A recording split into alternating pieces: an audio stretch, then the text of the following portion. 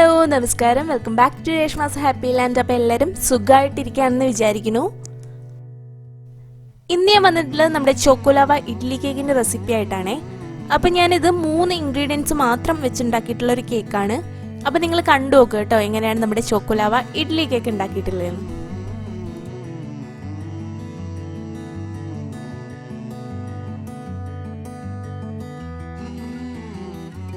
അപ്പോൾ അതിനായിട്ട് ഞാൻ എടുക്കുന്നത് ബർബണിൻ്റെ ബിസ്ക്കറ്റും ഒരു ഡയറി മിൽക്കും ആണ്. ഈ ബിസ്ക്കറ്റ് പാക്കറ്റിൽ നിന്ന് നമുക്ക് 2 പാക്കറ്റ് മാത്രം മതി കേട്ടോ. പിന്നെ നമുക്ക് ഒരു ഡയറി മിൽക്ക് ഫുള്ളായിട്ടും വേണം.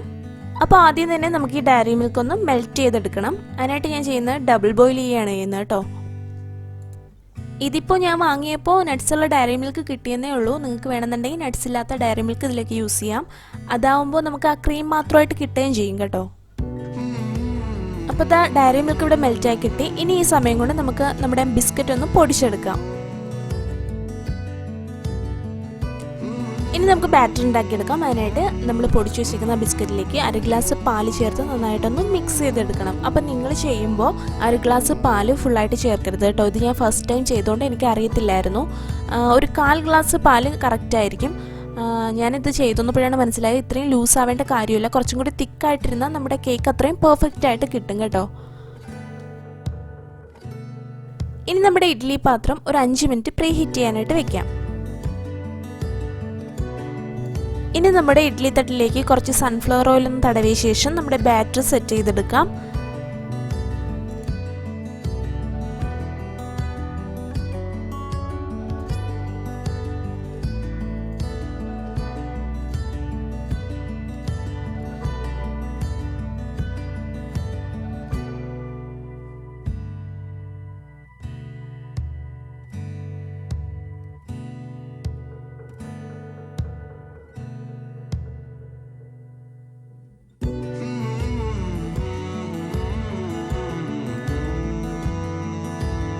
അപ്പോൾ ഇത് റെഡി ആയിട്ടുണ്ട്. ഇനി നമ്മൾ നേരത്തെ പ്രീ ഹീറ്റ് ചെയ്ത് വെച്ചേക്കുന്ന ഇഡ്ഡലി പാത്രത്തിലേക്ക് നമ്മുടെ ഇഡ്ഡലി തട്ട് വെച്ച് കൊടുക്കാം.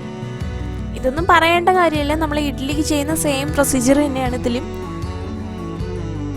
അപ്പോൾ ഒരു 15 മിനിറ്റ് ഇത് ലോ ഫ്ലെയിമിലിട്ട് നമുക്കൊന്ന് ബേക്ക് ചെയ്തെടുക്കാം.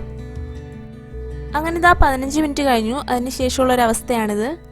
നമ്മുടെ കേക്കിൻ്റെ ബാറ്റർ കുറച്ചും കൂടി തിക്കായിരുന്നെന്നുണ്ടെങ്കിൽ കുറച്ചും കൂടി പെർഫെക്റ്റ് ആയിട്ട് നമുക്ക് ആ കേക്ക് കിട്ടിയേനെ. ഇനി അത് തണുത്ത ശേഷം നമുക്ക് സെർവിങ് പ്ലേറ്റിലോട്ട് മാറ്റാം.